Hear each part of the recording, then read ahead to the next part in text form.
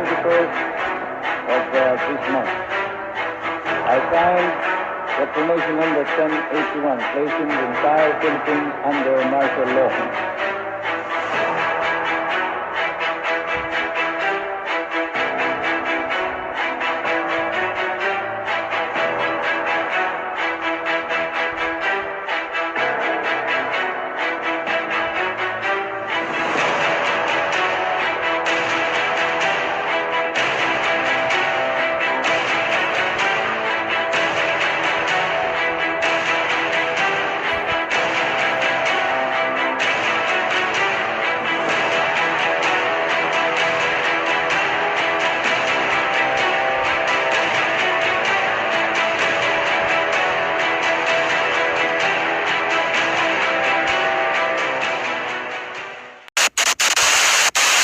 I didn't proclaim martial law alone.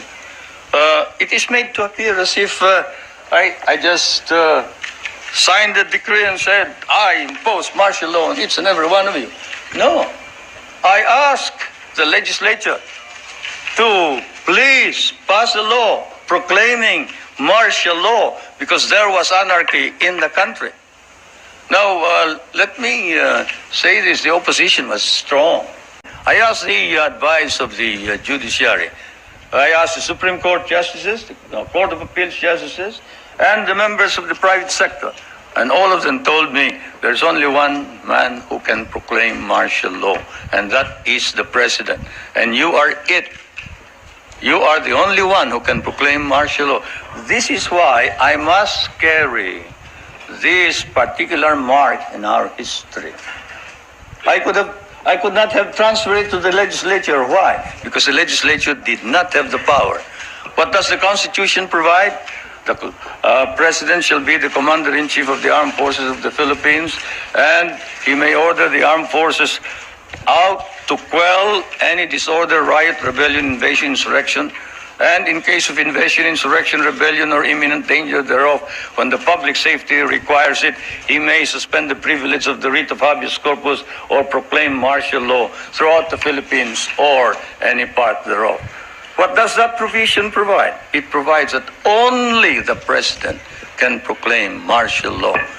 In the Manila International Airport, they bombed the Supreme Court, they bombed the Constitutional Convention, they bombed the City Hall, they burned part of Malacañang Palace. They attempted to kidnap my children. They attempted to kill the president 8 times. There was, of course, an attempted assassination against the First Lady. You all know about that.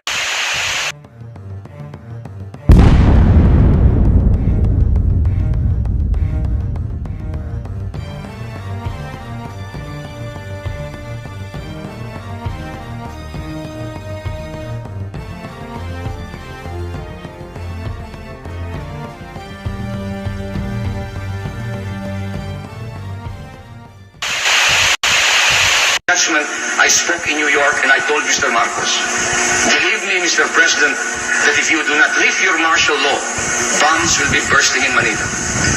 Mr. Marcos called me insane. You know what he said? He should not have had his heart operation. He should have had his head operated. He did not listen to me. But I felt it was my duty, and as I said, I promised I will not speak out against the Marcos regime. But national interest now dictates that I must warn Mr. Marcos for the last time. I will walk the last mile to prevent this carnage. But if Mr. Marcos will not listen, so be it. And as you very well know, bombs exploded in the city. August, September, and October, and Mr. Marcos made me the mad bomber. I am not threatening Mr. Marcos. I am only reiterating my word of advice. If they do not increase the freedoms in our country, then I'm afraid that bombs will burst again. Yung teorya ni Joma. That is the brilliance of Joma. Yung revolutionary leap na sinasabi. Na-predict niya yung mangyayari. Kaya lang, it's a different kind of brilliance. May pagkakuan dahil ginamitan ng acts of terror. Like the bombing of the Liberal Party meeting de Avance in August 21, 1971. So tama si Marcos, kayo nga. Yeah. Mali yung Liberal Party Yes. na si Marcos. Yes. I was then newly elected or appointed as a member of the Central Rising and the well, we still see the fighting in Mindanao, but it's over a different ideology. We now. were able to arrest all of the leaders, including Jose Maria Sison, Georgette, the wife, and several of the leading commanders of the Communist Party, and emasculated the organization until later on, when we had, after EDSA, Cory restored the problem because he released all the leaders of the Communist Party, and then, including Father Balweg of the Cordilleras, and then brought back Miswari from Saudi, exile yes. to revive the MNL problem. And Until now, that United Front is operating through the NDF. They covered labor, the universities, academe, farmers, fishermen, women, teachers, all over. They infiltrated even the church. And we did not only have the armed elements of the Communist Party and the separatists, we have the Christian Liberation Army. Even the church was involved. so in that time, the government assessed that the largest security problem was the communist insurgency. Correct. And that Yes. is that the martial law was really a response to that very. Correct. One of the reasons why President Marcos finally declared martial law, very few people will remember this now, was because there was already a working coalition between the Liberal Party and the New People's Army, the new Communist Party of the Philippines headed by Sison at this point. And President Marcos realized that the country was too fragile with a very limited military capability to contain the problem. But this is something new. I did not know there was a formal agreement or Yeah. between a political Oh my party. God. Nino and- Aquino and I met in the house of Ramon Silay in Urdaneta village. He was my neighbor. Paul Aquino is still alive. He was present in that meeting. He was the one who reported to me that he had a meeting with the leadership of the Communist Party and they were discussing a coalition government. But this was together with the Liberal Party at the time. He was a member of the Liberal Party. But the Liberal Party hierarchy was part of this arrangement, or When President Marcos finally confronted them with information, they refused to talk to President Marcos. Please pass a law proclaiming martial law because there was anarchy in the country. Now, let me say this, the opposition was strong. I've seen history from the time of the Americans all the way to now. History was totally distorted to favor one group.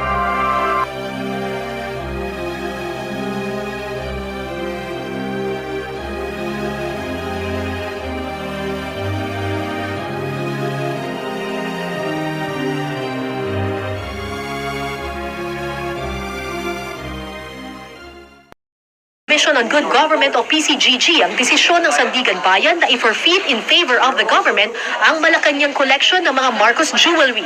Ayon sa desisyon ng Sandigan Bayan, ang mga alahas na ito ay bahagi ng mga ninakaw at iligal na yaman ng mga Marcos, kaya kailangang ibalik sa kaban ng bayan.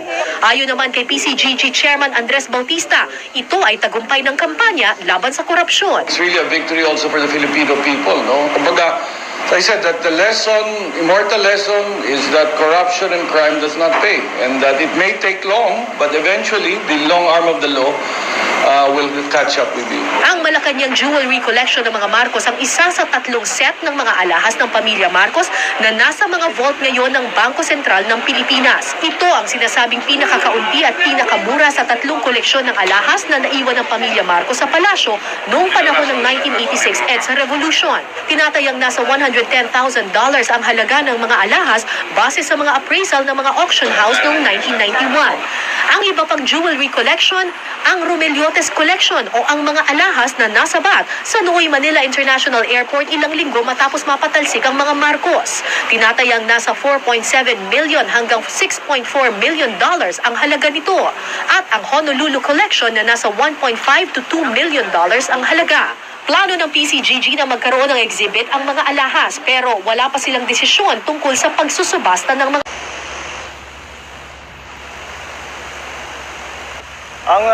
As I said, I can only characterize the decision as irrational, which you cannot be too surprised about because these are Americans deciding about alleged activities of Filipinos that had happened in the Philippines, 20-something odd years ago.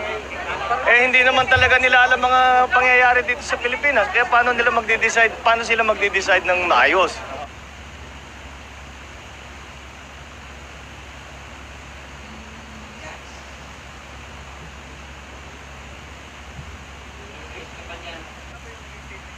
I have no statement except to react to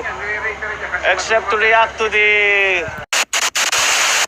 tonelada ng gold bars na ang halaga ngayon na aabot sa 15 trillion pesos. Yan daw ang pag-aari ng di umano ng pamilya Marcos. Sigit pa yan sa pinagsama-samang utang ng Pilipinas.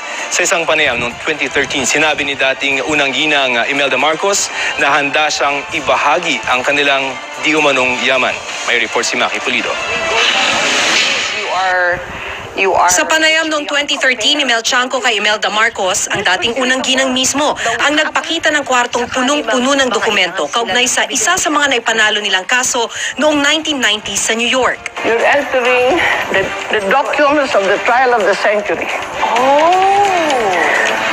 Here.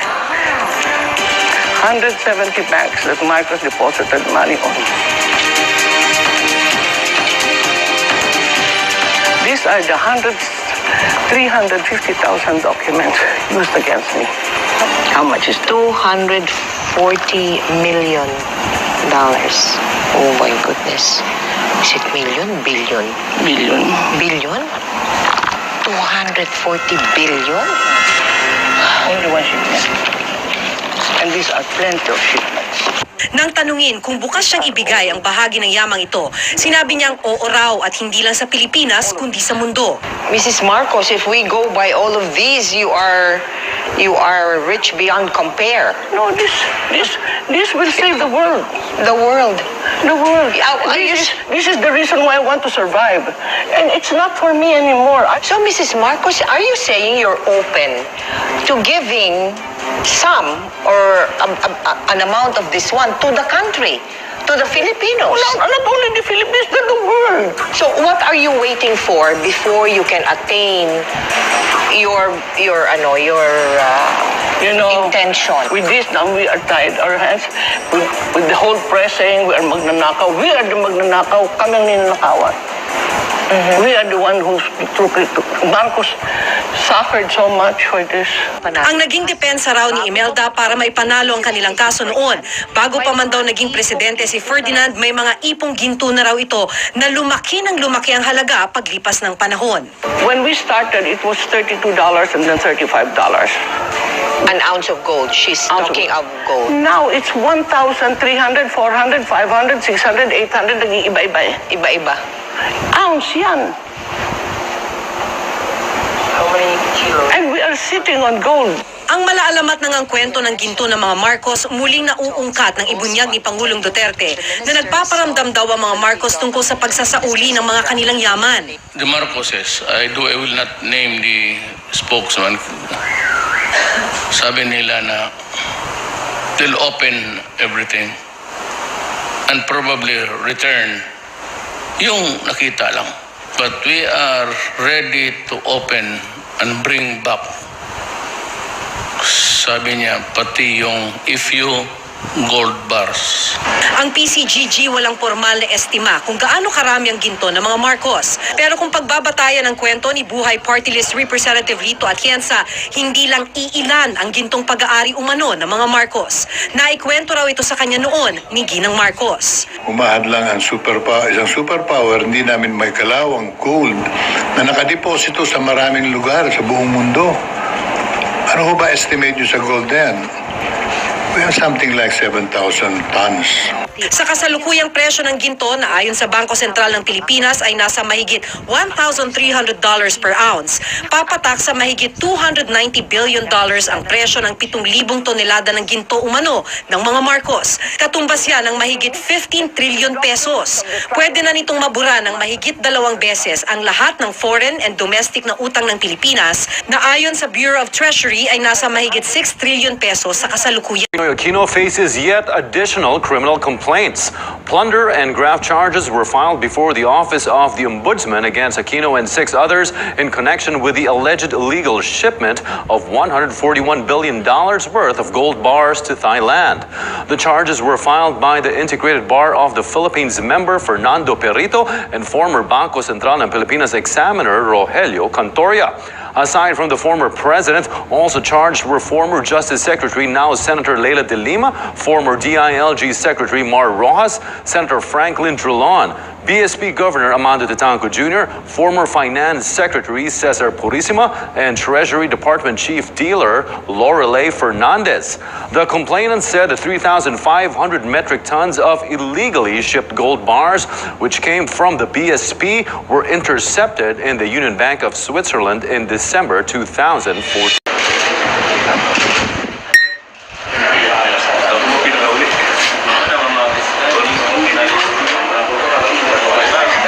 Honorable Suprino T. Pampilo Jr. presiding. Call the case, please.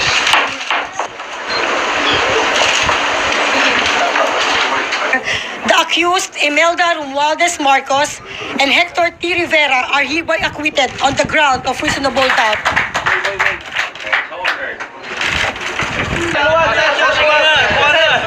Nasa bawal na naman kami.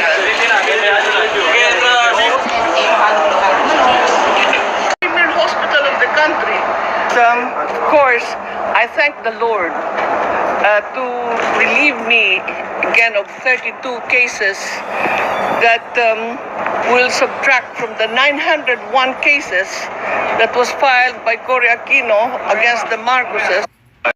Years na pagka-presidente ni Marcos, hindi siya tumanggap ng sweldo. Dinaretsyo lahat yun sa UP College of Law. So, saan daw ho Pero din yung akin, pumunta sa KB noon kasi inuumpisahan pa lang yung kabataan barangay na natag ni Amy. Aming panganay na anak.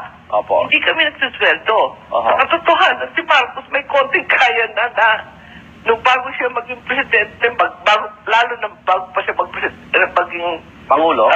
Pangulo o bago kami nag-asawa. Sapagkat ang aming honeymoon, after 11 days romance, nag-round the world tour kami. At saka binigyan na po napakalaking itong sing-sing na brilyante. So, hindi mabibigay ng mahisang mahirap. So, ibig sabihin talagang binili niyo ito ng legal at hindi nakaw, madam, sinasabi nung ilan. Alam mo, Egan, itong 23 years na ito. At saka, simpleng arithmetic. Ang total budget ni Corazon Aquino was double that of Marcos in 20 years. Yung 20 years ni Marcos sa pagka-presidente, tingnan ninyo sa yearbook ng ating National Statistic Office. Makikita ninyo ang budget ni Marcos ang 20 years, 486 billion 273. Si Cory, in 6 years, more than double, 1,077,895 trillion. More than double. Sa arithmetic lang, paano magnanako si Marcos ng ganyan pera? Samantalang 20 years, at alam naman ninyo, nung naging presidente si Marcos, walang lahat. Wala tayong bigas. Nagpipilang tao ng bigas. Tapos, later on, nag-export tayo. Opo. Ang unang katungkulan ng gobyerno at pamahalaan at justice to all. Opo. Ano ito? 23 years na katapos ginawa ng current government. She alienated our judicial right to America. Nagperong signature si Salonga with Secretary of Justice Lusa Pan, United States. Ina-alienate yung aming judicial rights at saka yung ambassador din pala is guaranteed our conviction. Paano naman? Opo. Madam? Pilipino ako doon iaabla sa abroad. Opo. Madam? Ang kailangan natin talagang palitan kaagad yung ating principal law, our Constitution. Opo. Kasi itong Constitution na 87, focus ito. Pagka ginawa ito nang hindi nanalo na presidente, the fact that hindi ito legal na at saka na Constitution. Opo, Madam. And that's our principal law. Okay. Sapagkat ginawa lang yan. And she does appear to be genuinely popular with some Filipinos. The Philippines government has seized more than £400 million from accounts in Switzerland. But the puzzle of her remaining riches is locked up in bewildering legal cases and contested documents. Let's look at this. This is all This is an envelope with Belgium on the front of it. The mysteries, what could this be? So this is some sort of treasury certificate. It's slightly fuzzy. No, don't anymore because this is dangerous already. No, look. If only I had a photographic memory, I could tell you what it was. But it's, alright, we can't show you. But it shows deposits in the name of Ferdinand Marcos in a bank in Brussels, and it's for $987 billion. 900? Can we show the camera? Such a huge sum surely can't be genuine. But with Imelda, who knows? Like armies of lawyers, I failed to unravel the mystery of Imelda's billions. This is shallow waters. But I did get a very interesting and very long presentation on her plans to end poverty and build a tunnel through the Philippines that would solve the world's trade problems. This is not an interview. But the most urgent reason I was looking forward to my coming to this hearing of the Philippine Senate is to seek your help, honorable senators, to help me implement the last will and testament of the late President Marcos to enlist assets in the hands of trustees, to implement the Marcos Humanitarian Foundation so that we can help the country in our economic crisis and help the Filipino people in their agony and suffering. In prosecuting big names at the time. And Giuliani, according to the information that I have, and I think it's solid, promised a conviction of the Marcoses to the State Department, to the Department of Justice. But more than that, there was evidence in the case that the Philippine government under Aquino wanted to gather up all of this evidence or gather up all of this property that they believed belonged to the Philippine government and that Marcos had. And in exchange for that, the United States needed its bases over there. And they entered into what was called the Mutual Legal Assistance Agreement, which was an agreement between these two governments to prosecute the Marcoses. And when Mr. Marcos died, they continued to prosecute this widow. Let me ask you a couple of legal questions to one of the best legal minds in America. Is it tough to try a case when there are two defendants and two different lawyers? Yes, it's very tough. But in this case, we had Adnan Khashoggi's interests were quite similar to ours. The truth was the same. There wasn't the defenses weren't in conflict, and Mr. Khashoggi was represented by a very fine lawyer by the name of James Lynn. How long was the jury out? 3-4 days. 3-4 days. Did that get you a little worried after a time? What pain lawyers go through. You know, every time I wait for a jury, I say to myself, You know, Lord, just let me get through this one and I'll never take another case. Okay, the longer they stayed, the more worried you get. Oh, you know, and you can't sleep. It's like waiting for a baby that's never born. Was she a good client? She was, you know, this is a beautiful woman. And she was the best client I ever had. Why did she need so many shoes? That was obviously a point that the thought about Imelda was greed. Well, you know, that the thing that they never really understood about Imelda was that she really wasn't a greedy woman. She was very loved, and she is loved, and she's loved by the masses of people in the Philippines. And the people here, everybody that touched her, saw her, fell in love with her. She is an absolutely marvelous, wonderful human being. She was gifted, you know. She didn't go out and buy this stuff. People gave it to her. Her husband gave it to her. Rich people, princes, people just loved her and showered her with gifts. And with respect to her shoes, you know, my wife's got 100 pairs of shoes, I think. So what? But in her case, the Philippines manufacture shoes, and everybody that manufactured shoes and had a new model of pair of shoes wanted to have her have those shoes and wanted her to wear them. And if you'd go back and check her closet out, you'd find that most of them don't even fit her. We'll be right back with Jerry Spence. He hung up another win. He's one of the most successful lawyers in this country. How good is he? The late Edward Bennett Williams, the greatest legal mind I ever knew. When I asked him once, who would you want to defend you if you were in trouble? He said, Jerry Spence. We'll be right back. Processed, you know, there's just way too much money involved, and the whole thing, I think, just bothers most people. And it just to defend someone, I guess she has a right to defense, but I just think it's a sad statement on the affairs of the country. What about the jury, sir? Aren't you impressed that the jury acquitted? I mean, what can you say? You know, you're faced with a swift-talking, slick man who knows his business, how to defend people. But, you know, I look at someone like Marcos, and I just feel repelled, you know. Okay, how do you deal with that feeling, Jerry, which a lot of people have? Repelled by a country that's impoverished with leaders who appear impoverished, if there is such a word. Leaders who appear to have it all. She may be popular, but America at large does not love her. You'd agree with that? Well, America as a whole doesn't really know her. And this man doesn't know her. What he knows, he never met her, never talked to her, never looked into her eyes, never listened to her, doesn't know how she feels, knows nothing about her. All he knows is what he's read. And, you know, when I heard about the case, that's what I knew. That's the first, my first response was just like his. And I didn't take this case until I met the woman, talked to her, understood her, listened to her, and began to try to understand who she was as a human being.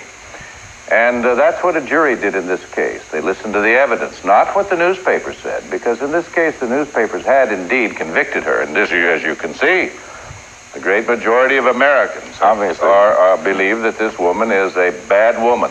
I happen to know who she is, and she's a very marvelous woman. Overland Park, Kansas. Hello. Yes. Hi, Mr. Spence. How do you do? Congratulations on a great defense. And as far as the other caller, you know, if you have to break the law to enforce it, you know, there's something wrong with our government process. But my question was, if you could elaborate a little more on the Bush-CIA connection to the Marcoses that you mentioned in your opening arguments. Be happy to. There isn't Can you do that quickly? I got to get a break, but it is important. There isn't any question but what Vice President Bush at the time, the Reagan administration knew exactly what was going on, and he was the head of the CIA. You'll recall. Knew what was going on. Knew what was going on in the Marcos administration and regime. The largest single base of CIA's is in the Philippines. There wasn't anything that the Marcoses did that the CIA didn't know about. And, you know, I found out as I went into this case and listened to the evidence that there wasn't really any evidence that Mr. Marcos was a crook. There wasn't any evidence that he violated any of the laws. The government brought over here witness after witness, 95 witnesses, and showered this court with 300,000 documents. And they had the PCGG who could do whatever they wanted to with witnesses. You're saying the saw no evidence of any violation of the laws by Mr. Marcos himself. You're saying the Philippines was like a CIA base? CIA. There were more. I'm told there are more CIA people in the Philippines than there were at that time, and than any other place in the world. We'll be back with our remaining moments with Jerry Spence, who hung up another win, successfully defending Imelda. Philippine President Corazon Aquino and the rest of her administration are now coping with punishment and negotiation in the aftermath of a quelled coup attempt. But there is a great deal of attention now being focused on former Philippine President Ferdinand Marcos. ABC's Judd Rose reports from Hawaii on Marcos's reaction. I feel that now I am being treated like a prisoner. Marcos met with reporters after two State Department officials came here to warn him not to leave Hawaii. I will be physically prevented from going aboard any plane that is going to the Philippines.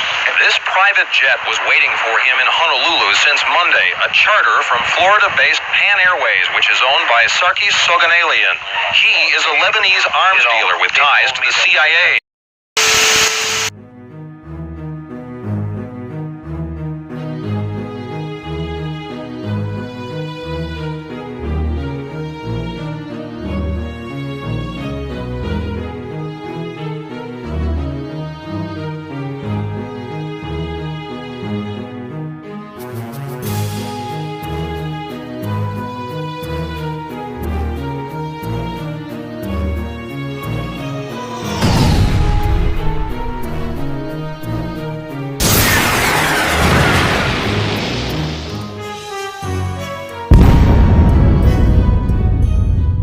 Perhaps I can tell you that the property of the Marcoses has been brought into a blind trust. And not a 2020 blind trust either. It's a real blind trust. And we don't know exactly how that blind trust operates the property. The only property that we have control of are two or three houses, one in the province of Ilocos Norte, two in the province of Leyte, and one in Manila, 5. Then the schooling for the children, up to possibly a doctorate. Beyond that, all income goes into the Marcos Foundation. Tell you, when people heard I was coming out to do an interview with you, you know what most people are interested in? Your wife's 3,000 pairs of shoes. How many shoes? How many shoes? Can you wear on 20 years? Exactly. How many can you? Well, she buys all kinds of shoes. She has probably to change shoes twice a day. And then after a while, because she has to probably feel more comfortable. And there are parties where she can wear high heels. There are parties where she has to wear short heels. Mr. President, 3,000 pairs of shoes. Hundreds and hundreds of... 20 years. Those are collections for 20 years. But people look at those price tags still hanging from the dresses. People look at the price tags on they see the jewelry, they see the cameras went into Malacanang, and they look at that and they say, here's while people are starving out in the street. Well, is that a logical conclusion? That we spent this kind of money? Where did the money come from? I don't know. Probably it came from our private funds. Did they prove that it came from public funds? Did they prove that this was the reason why the people don't have any money? Then why did the income of the people increase from 736 to 10,000? I don't Why did the deposits in the bank go up 35 times? Mr. President, I don't think that the equation is if only Mrs. Marcos had not spent the money on the shoes and the dresses, that there would have been enough money there for the people. But it is obvious. So they are implying this. It's Sir, very obvious. I think the question that people are raising is, here is the President, here is the First Lady, the Governor of Manila. It seems somehow indecent. Oh, well, that's I think that's the charge, quite frankly. That is, of course, something which compares with showing on television 90s, brass, panties, and the like. You talk about the good breeding, well, that's it. She probably was used to this when I was a young, overspending congressman, when I was courting her, driving a convertible and dancing around town like a spoiled bachelor. But I won't defend her. I will say that she felt that she had to wear dresses in accordance with the occasion, that her duty was not just to be a housewife, but to represent the Filipino people proudly when they are in New York, when she has to talk to heads of state, when she has to go to a funeral of, say, Khrushchev or whoever else, when she has to go to Rome and meet the Pope. But shopping trips, Mr. President, shopping trips in which she takes advances of $150,000, Those shopping trips are all fabricated. Like saying that she went to Japan and bought $500,000 worth of pearls. That's completely false. That's a lie. Or $4.5 million expended over 1 month in New York. Well, probably it was not all spent for her. What is the proof that this was all spent for her? Just because she took it out of her account? Took it out of of her account. I understand that this is what they're proving. Well, they're saying two things. They're saying, one, that she had kind of an unlimited account with the Bank of the Philippines, that she could draw enormous quantities of money, and two, that's false. That money was taken out of the Military Intelligence Fund. Completely false. That is where, again, the foreign correspondents may have been mistaken. There is no such thing as a military intelligence fund except that which I control. I mean, what they're talking about, there are very careful notations by your wife's secretary, Faye Jimenez, in which she accounts for each item. And there are expenditures of $10,000, $50,000, $100,000 for one painting, I believe, an expenditure that exceeded $1.5 million. Oh, I seriously doubt that. I haven't seen this matter. If it is a case in court, I don't want to talk about it. But I can tell you this, that we never spent government funds for our personal purposes. If we did, we replaced them immediately. I may have committed many sins in my life, but stealing money from the people and from the government is not one of them.